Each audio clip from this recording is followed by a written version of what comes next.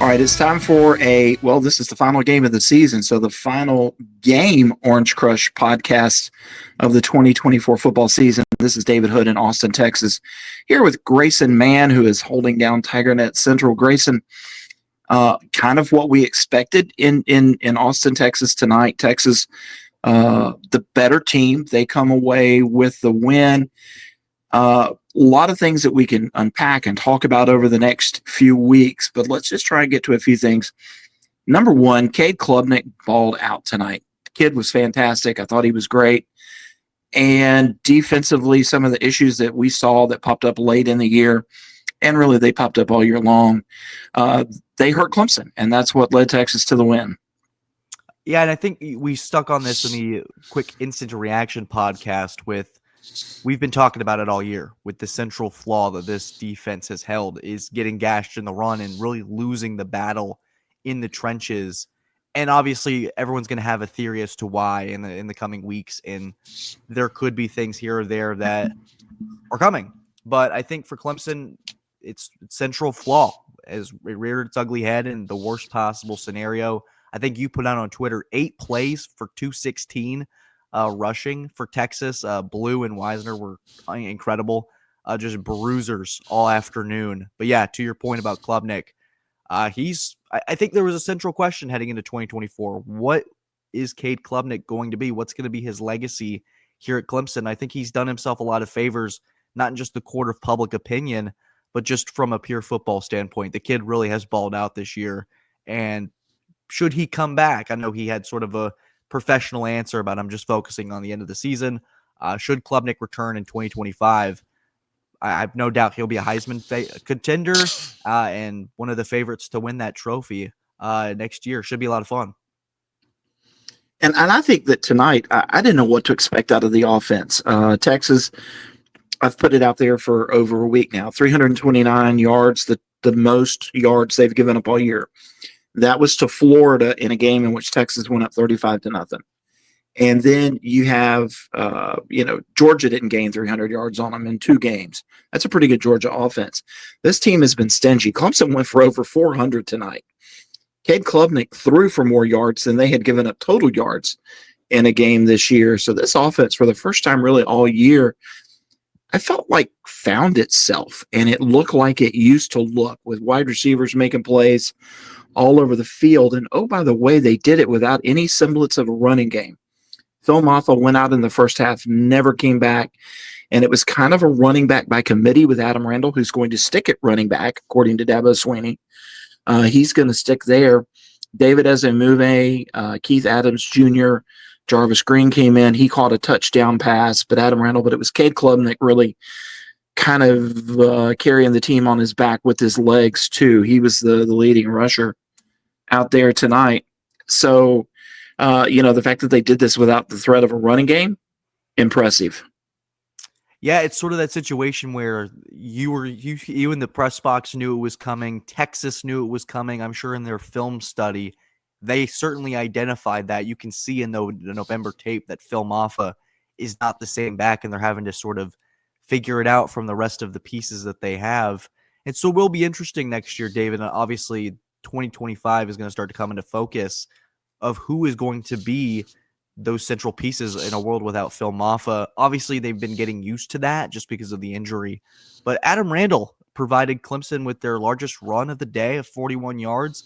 Really interested to see how they sort of put him in the crock pot there at that position. The spring that'll be one of the more fascinating storylines of the spring, just to see how he articulates into that position. I was fascinated to see that he didn't do too bad. He was identifying protections. He was quick.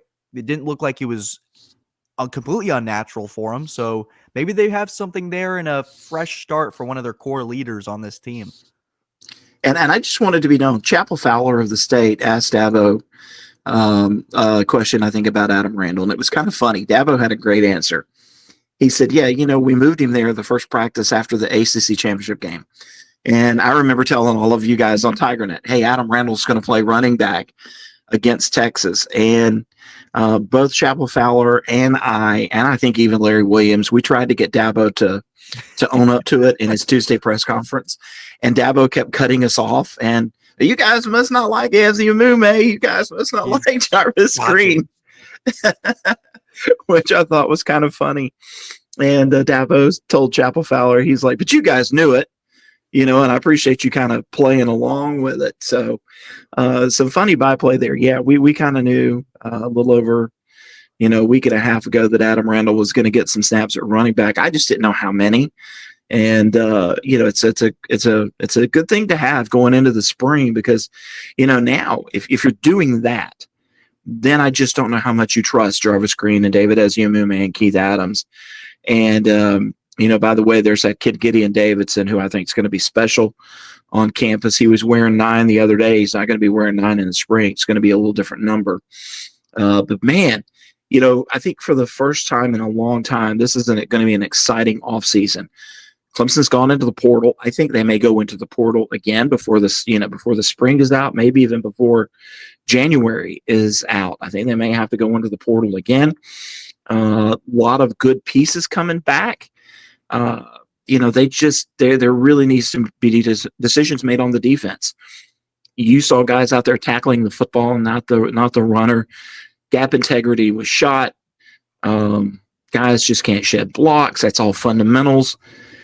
It'll be an interesting few weeks in Tigertown.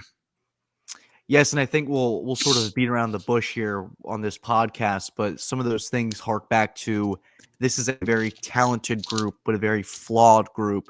And I think it comes down to just things that we've seen all season where TJ Parker will have a 5-sack game against Pittsburgh, but the team sort of still left things hanging around against a backup quarterback, or Clemson rallies in a comeback and Austin is within 7 against Texas, but then a big run changes the entire trajectory of that game, and you just don't have enough gas. So I think for Clemson, there's a lot of talented pieces coming back. There's a lot to be excited about with Sammy Brown, TJ Parker, Peter Woods. Also, I know people have been a little worried about these thank you Clemson tweets. They're just thanking fans for the season. There's no need to be worried about the thank you Twitter stuff. It's just end of season. I think end of season emotions. And obviously, I know in this year. Yeah, go ahead. Let me come in there because I've gotten some text messages about that too. But this has been a different team this year. Tristan Lee will come into interviews and thank us for our time. Wade Woodaz will come in and thank us for our time. Peter Woods will do that. TJ Parker has kind of done it. And then you saw it with Barrett Carter tonight in the post-game interview room. He stayed in his seat and he made sure that he thanked the media and thanked the fans. And I think that this is a team kind of taking their cue from that and thanking everybody. There's nothing to be worried about. I don't think. I've talked to these kids. I've spent time with their parents this morning, eating breakfast. You're right. It's just thanking everybody for a great season. Yeah, I thought we just addressed that. There's that elephant in the room of it's just with the era of college football where every player may be on thin ice. Like you just never know. But yeah, just moving to the game, David, I think an interesting question to pose, and I was having this conversation with my family watching the game as we were doing our coverage, is it was 31-10, and I asked my brother-in-law, and I go, how do you, as a Clemson fan, Clemson graduate, how do you define success for this season? This was before Clemson went on their comeback and sort of showed more fight, and the game looked more favorable by the end of it. But how do Clemson fans judge this season? Because in a vacuum, just looking at it from a pure record or where they ended up, they did improve this year. There was an improvement from the Gator Bowl to the college football playoff, but obviously there's going to be disappointment and maybe a feeling of there's a little bit left in the air. Obviously there's a lot to unpack and there's going to be a lot of moves made. There already has been moves made for 2025, but how will fans judge this season? 10-4, you lose to your rival, but you're back in the big dance for the first time. It's sort of a weird roller coaster feeling. It is, but if you said at the beginning of the year, what are your goals? Well, for Dabo, it's pretty simple. You win the opener. They didn't do that. You beat you win the state championship. Didn't do that, but they did win the ACC. Then you're supposed to win the bowl game or win the closer, and they didn't do that. Okay, so not all of the goals were met. You fell short on a lot of those, but you still won another ACC championship, and you made it back to the college football playoff, and you went on the road at number 5 at the highest seeded non-bye team, a team that has been great all year long.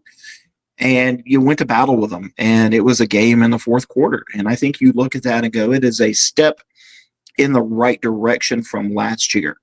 And if you get Kadekumnick back and you get a lot of these people back, then the future is bright. And it's interesting that, I almost go back to 2011 in that there are similarities to 2011 to this year, in that in 2011, Clemson lost some games in the regular season, I think, to Georgia Tech. And then they had that kind of weird loss at NC State. It was like 37-13. You go, what was that? They lost to South Carolina. Still made the ACC championship game, though, right? And then they beat Virginia Tech in the ACC championship. They go to the Orange Bowl. Everybody's excited. And then you kind of get blown out by West Virginia there. And it was a growth season. Clemson added some recruiting pieces in there, made a change at defensive coordinator after that year, and then grew the next year. I see some similarities to 2011. I really do. It's an interesting comparison there. I remember being at that Orange Bowl against Ohio State, and fans were like, "Don't let this be like West Virginia." They were begging. I was just a kid, like, I'm just here for the game. But it is interesting. There was a lot of growth this year. Some areas certainly that need to be improved and will be addressed in this offseason. But one of the things I look at, 2023, Clemson's offensive line, certainly one of the bigger weaknesses of that team this year. It's one of their great better strengths, regardless of what happened today, where a Texas team mostly won that battle in the trenches. There's just areas like the receiver room, too. You have Wesco and Williams come in, or Wesco and Moore come in, with the addition of Williams as that trio gets sort of established late in the season as a real threat for next year. I think if you're a fan, it's tough not to be excited. I think you got the portal additions. You sort of feel like a change in philosophy there. Regardless of how you felt, it was used, and you acquired a pretty premier player in this Helt kid from Purdue to complement what was another weakness for this Clemson defense at defensive end to pair alongside TJ Parker. So there are things where you look, okay, if you plug this in, if you do this, you do that. 2025, with the schedule they have, obviously they're going to be, and we thought 2024 was going to be difficult, but then things sort of happened and they play out the way they do. I think there's a lot to be excited about for this team, and I think they should be viewed as an ACC contender alongside the SMUs, this rising Syracuse's. Georgia Tech's going to be a lot of fun. Who knows what the heck Bill Belichick's going to do at North Carolina? There are so many storylines, David. I honestly can't wait to dive in with you on the show alongside hoops. How about Clemson basketball with a big win today? And, let me give some props to Brad Brownell here for just a second.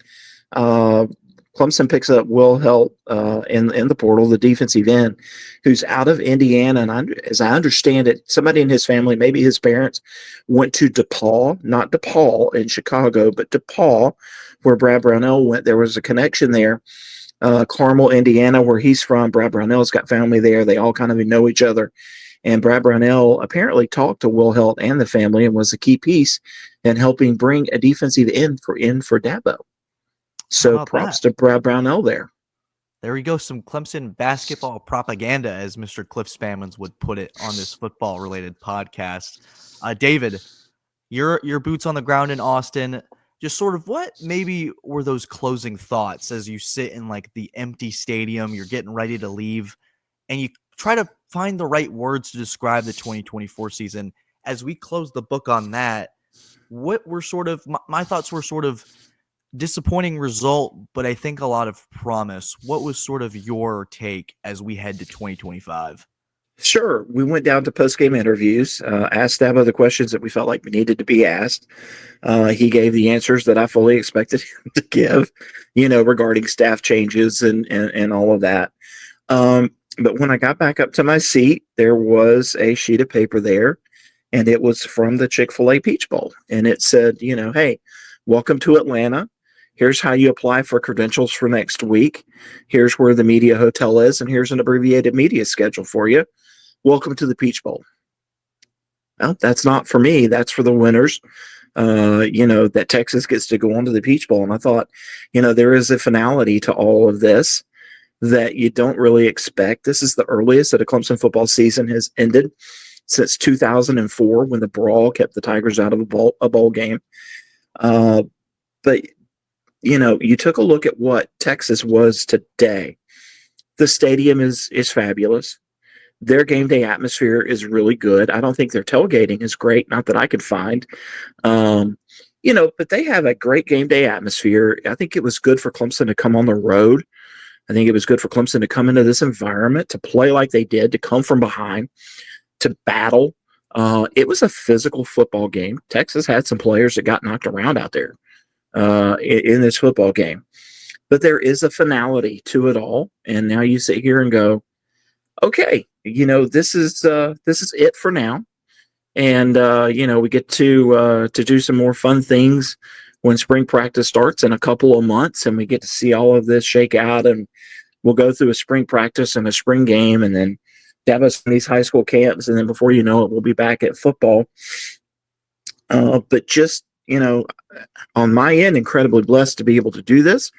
If you're a Clemson football player or coach, you go, we are this close to getting back. It doesn't take major wholesale changes. It takes tweaks at this point. It takes adding a few more pieces to the roster. This recruiting class was not the greatest. That's why I think you might see some portal action down the road. I think you might see something happen with the staff. I think it probably needs to, considering what happened with the defense this year, but you're close, really close to getting back to maybe where next year you don't have to go on the road at number 5 Texas and try and find a win. Yeah, wouldn't that be something, a home playoff game at Death Valley? It's almost like a nice sports car that just got this weird dent, but you got someone that you found that can buff it out, and you're like, oh, once this thing gets fixed, I'm going to be cruising down the highway, and people are going to be taking their glasses off to get a closer look. So maybe that's going to be the case. Not a home game at Death Valley. How about just a top 4 bye? That too. Well, there's a lot of possibilities for next season. I just want to be at a playoff game, so that's just my one way or the other. It's gotta happen, but can't wait for it, David. Any closing thoughts before we take this one home and get ready for this next chapter of hoops? And then no, this is going to be fun. It's going to be fun. Guys, thank you so much for supporting the podcast throughout this football season. It's been a heck of a ride as David and I have joked and just ran our way through this. It's been an honor, David, to roll alongside you for this journey, and I'm excited for what's next. Guys, thank you as always for tuning in to this podcast. We'll have plenty more to unpack about this season, and then moving on to 2025 for this Clemson football team, as well as preparing for some hoops. Clemson's 10-3 in that area and looks to be a tournament team in March once again. Thank you as always. Subscribe if you haven't. Take care if you traveling home from Austin. Thank you as always. Have a good one.